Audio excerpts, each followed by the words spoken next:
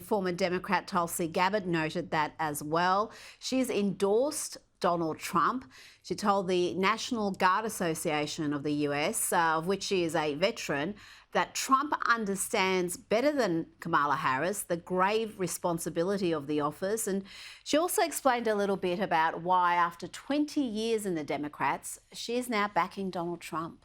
So I mean what I say when I share with you that I know that President Trump understands the grave responsibility that a president and commander-in-chief bears for every single one of our lives. Whether you're a soldier, you're an airman, a Marine, sailor, or a coastie, he keeps us in his heart in the decisions that he makes. We saw this through his first term in the presidency, when he not only didn't start any new wars, he took action to de-escalate and prevent wars.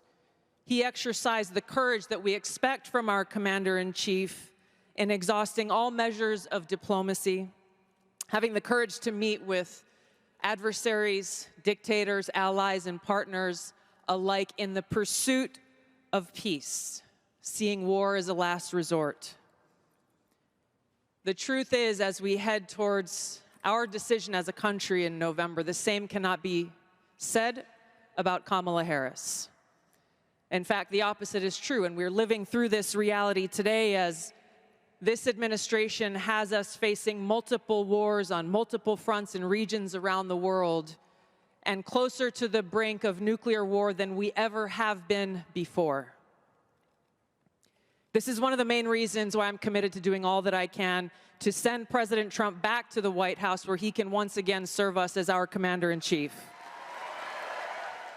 Josh, she also spoke about observing Donald Trump with the Gold Star families and noting how he really understands and appreciates the sacrifice of those who serve. This is a powerful endorsement.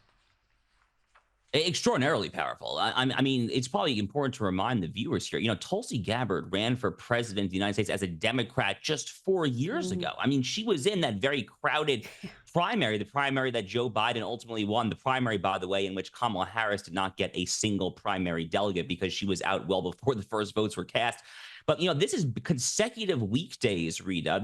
So the Tulsi endorsement was Monday here in the U.S., RFK Jr. endorsed on Friday. Those are two very, very, very prominent ex-Democrats who are endorsing Donald Trump now, frankly, for very similar reasons, too, actually. If you connect the dots between these two high-profile endorsements, they're both talking a lot about the fact that Donald Trump is a man of peace, which actually makes a great deal of sense when you consider the fact that during his 4 years as president, the world was not on fire in virtually every geopolitical and strategic theater that you can name. Vladimir Putin did not invade Ukraine. Iran, Hezbollah, Hamas were not circling up on Israel. Maduro down in Venezuela was not trying to invade oil and natural gas fields next door. China was contained in the East and South China. I could go on there, but it's such a turning of the script, Rita, from where the two parties here in the U.S. were as recently as 15, 20 years ago. Back when John McCain was running for essentially a third Bush term back in 2008, Republicans at that time were the party of spreading democracy and these moralistic boondoggles overseas. How the script has turned now in the year 2024. You have former Democrats endorsing a Republican for purposes of peace, whereas the Biden-Harris establishment is in favor, frankly, of these feckless forever wars, including the Russia-Ukraine theater. And let's not forget that when Trump first ran, one of the biggest warnings we kept hearing is he's going to start World War III. It's going to be catastrophe for the world, not just America. And of course, we had 4 years of peace. We had the Abraham Accords. We had all sorts of normalizations of relationships. And since then, we've seen what's happened under the Biden-Harris administration. Now, let's talk about the vice presidential candidate, Tim Walz, Kamala's VP candidate. He's been accused of lying again. Walz has already stretched the truth, and that's putting it kindly, on his military service, his wife's fertility journey. is now being accused of claiming awards he never received. A 2006 letter from the Nebraska Chamber of Commerce has resurfaced, reprimanding the then congressional hopeful Walz for claiming on his website that he had received an award from them in 1993 for his work with the business community. The letter is fairly strongly worded. It reads, "We researched this matter and confirmed that you have not been the recipient of any award from the Nebraska Chamber of Commerce. I'm not going to draw a conclusion about your intentions by including this line in your biography. However, we respectfully request that you remove any reference to our organisation as it could be considered an endorsement of your candidacy." Geez, from the DUI lies to the tampons in boys' bathrooms to stolen valour. I mean, this guy is a bit of a disaster, isn't he?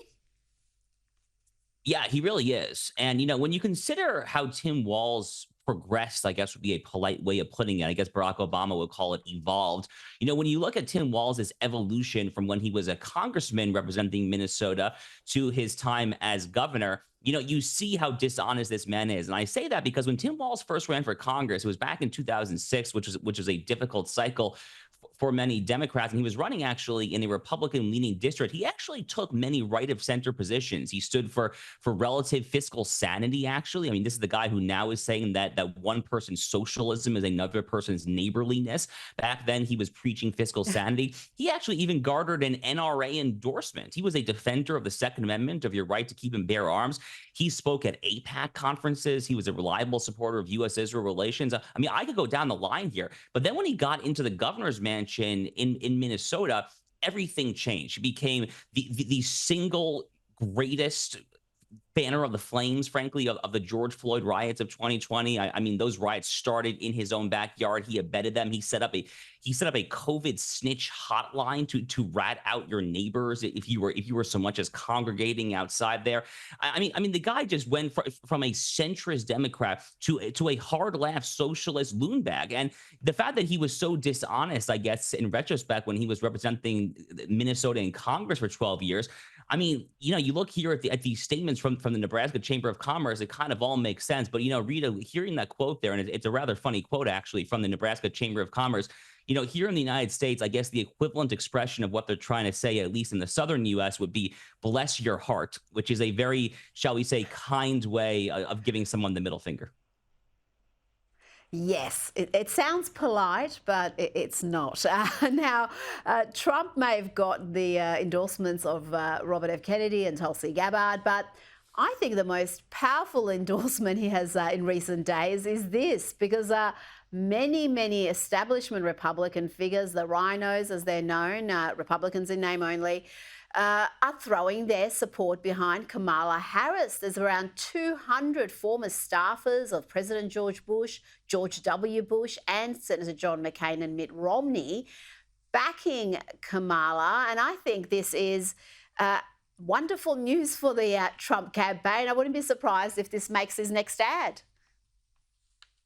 Yeah, I mean, this actually is really exactly what I was talking about just a few minutes ago. I mean, how the parties have switched over the past 15, 20 years or so. I mean, back then, the Republicans were really the party of these neoconservative boondoggles. They were the party of laissez-faire fundamentalism when it came to so-called free trade with our geopolitical foes, such as China. And back then, at least the economically populist, bordering on socialist wing of the Democratic Party purported to stand against those things. They were against wars. They were against free trade absolutism. They supported economic nationalism. And, I'm simplifying a little bit here, but 15, 20 years later, the script seriously has changed there. So, I mean, I'm not particularly surprised that a lot of these flunkies, the people that failed us in Iraq and Afghanistan, that had the wrong idea, the people that had this idea that admitting China to the World Trade Organization on a most favored nation status with the United States, the people that thought that would somehow end up as a good deal for the United States taxpayer, for the United States worker in the Rust Belt, the people that thought that would be a good idea to give our arch geopolitical foe the very rope with which to hang ourselves. I'm not surprised that these bunch of bumbling idiots are now endorsing the Democratic Party, because the party of Donald Trump and the current Republican Party has moved in a very different direction. I am happy with that, and I am frankly happy that they are not happy with that. Now, Josh, Facebook is claiming that it made an error, an innocent error, when it removed a page critical of cultural Marxism. This was a page connected to Conservative Liberal Arts College, Hillsdale. But these mistakes are happening way too often near an election, and it always seems to be in the same direction. They claim it was just taken down in error, it's been restored, but I'm a little bit dubious of that because I see this over and over again. And as I said, it seems to be these mistakes are only ever made against Conservatives. Yeah, it's tough to say what's happening in Meta right now. Mark Zuckerberg is actually giving us very mixed signals. So it was actually, less than 24 hours ago that he sent a very interesting letter, Rita. I actually just saw this letter just an hour or two before I hopped on with you. And in this letter that Mark Zuckerberg wrote to Congressman Jim Jordan, the chair of the House Judiciary Committee, the strong conservative from Ohio, in this letter, Mark Zuckerberg actually, admits that the Biden administration was coercing Facebook to censor COVID-related speech. And then he says that he regrets not speaking up in hindsight because the government's trying to censor Facebook is actually wrong. So he's trying to do a bit of an about face here. And I also note that after the near Trump assassination in Butler, Pennsylvania last month, I also note that Zuckerberg had an interview where he said that Donald Trump came off looking like a total badass, frankly. So, I mean, I'm not sure exactly what Zuckerberg is thinking these days. He's giving us very mixed signals here, to be honest with you.